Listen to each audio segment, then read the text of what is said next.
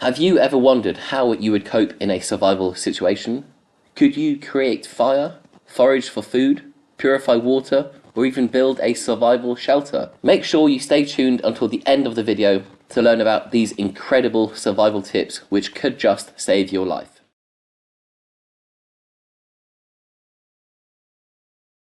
Let's start with everyone's favourite, fire. Creating fire can be done in many ways, with the most common method being friction fire. Friction fire is most commonly created using a combination of woods which are rubbed together until a glowing ember of hot dust is created. There's a vast range of species of wood which can be used for this, depending on the climate you are in, but the technique remains the same, which is wood rubbing on wood. The main component to this bow drill fire lighting kit are the bearing block, spindle, the hearth, the bow, and the string.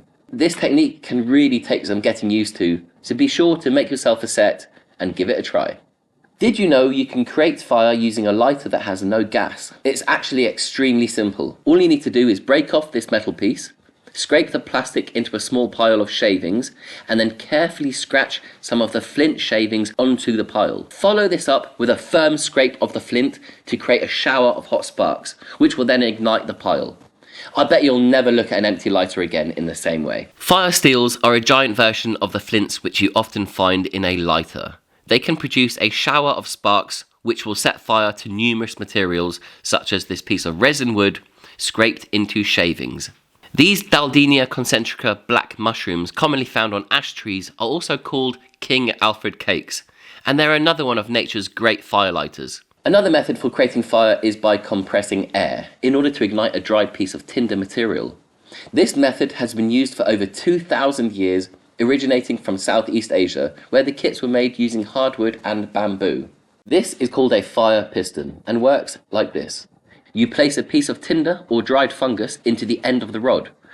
Note, the rubber washer has an O-ring which creates an airtight seal, and then you rapidly press it into the barrel. The trapped air heats up to a critical point, causing the tinder to ignite. Just remember this, when air is rapidly compressed, it heats up. While we're on the subject of fire pistons, let me just remind you that these kits come with pre-built, pre-filled storage compartments, complete with tinder and even a hidden fire steel. If you're wondering where to purchase one of these, then please pause the video right now and head on over to bushcrafttools.com, where you can select your preferred colour and we'll ship it straight to you wherever you live in the world. Let's talk about friction fire again. Here's the scenario. You've lost your lighter or matches and have only the remains of a fire which is well and truly out. This could be the remains of a fire from several weeks ago or even last night. Now, using 2 flat pieces of wood and some cotton wool from your first aid kit, you simply need to sprinkle onto it some of the cold ash and roll it up. Once it's nice and compact, you'll then need to rapidly roll it between the wood for approximately 30 seconds, or until you begin to smell it burning, at which point you drop it into a tinder bundle and blow it until you see flames.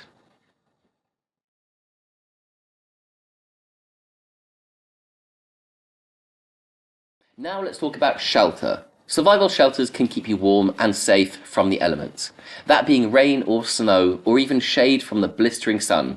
The main thing to create is a roof over your head and preferably a raised bed of some sort. Getting off the cold and damp ground is extremely important and could be the difference between life and death. In this clip you can see that I've created a basic shelter using lengths of wood which have been broken into the length required by snapping them between 2 trees. Twigs and branches are then added to the roof before a layer of leaves and moss are added. Something like this can be achieved within only a few hours and can last up to several years, as long as you're regularly maintaining the shelter. If you have access to tools such as a saw, an axe or even a sharp stone like a piece of flint, then you can make something slightly more advanced such as this primitive style survival shelter. If you need to bind wood together with some form of string, then something like this pine root should do the job. Or you can make string from an old plastic bottle with the aid of a knife or a sharp piece of flint.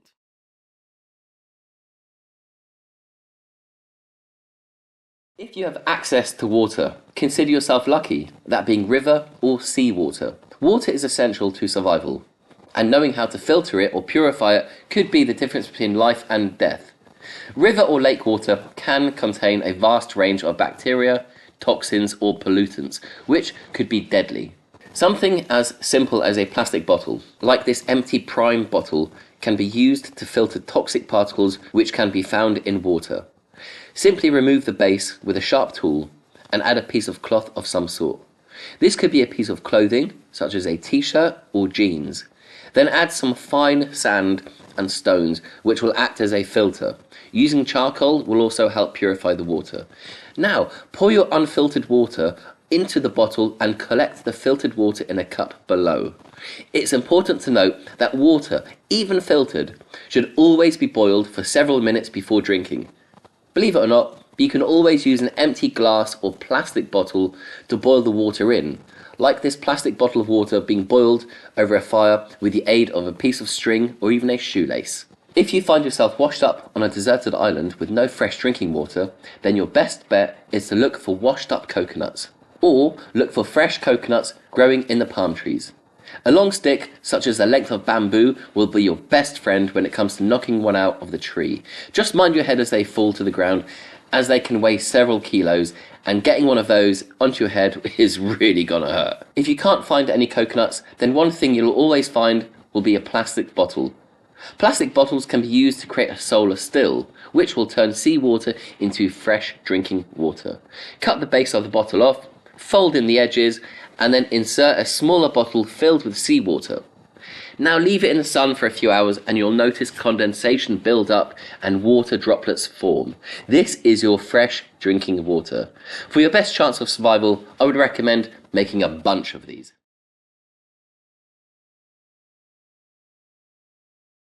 Pine trees produce resin, which is highly flammable and can be found in old dead trees. Cut away the branch from the trunk and you'll have enough resinous wood to start a fire on any wet day. Silver birch is another great natural firelighter, which you can use to ignite a bundle of wet twigs. If you're looking for a non-toxic wood to use for something like cooking, then these straight-growing hazel rods are always top of my go-to list, especially when there's some fish or meat to cook over the fire. I've also used hazel to make a grill for grilling food.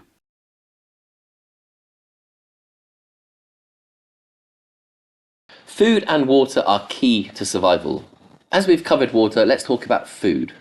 Food can be collected or caught depending on what is on offer. Knowledge of wild edible plants will certainly help your chances of survival, and this knowledge will depend on the climate which you find yourself in. For example, these plants such as nettles, goosegrass, sea spinach can be eaten, along with young buds such as these bramble shoots. But what about fresh fish or crabs? Well, these can be caught using a plastic bottle, shaped into a trap and either placed into the sea or dug into the beach. Here I've cut a bottle in half and thrown in some bait, such as a crushed mussel or clam. The crabs will locate the bait and fall into the trap. The reason for using a plastic bottle for this is quite simple. The crabs won't be able to climb out due to their legs or feet being unable to grip the inside of the bottle. Using a bigger bottle or a washed up bucket could even land you a giant coconut crab, which you could probably catch by hand anyway, as they're quite slow movers.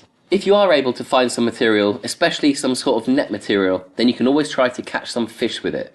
The best time to do this is at night, especially when there's a full moon. Some fish species become mesmerised by the bright moon, or in this case, my headlamp. Watch how easily I catch these fish, which appear to be stunned by the light. What about this one? This is a pufferfish that I managed to net on a deserted island in Southeast Asia.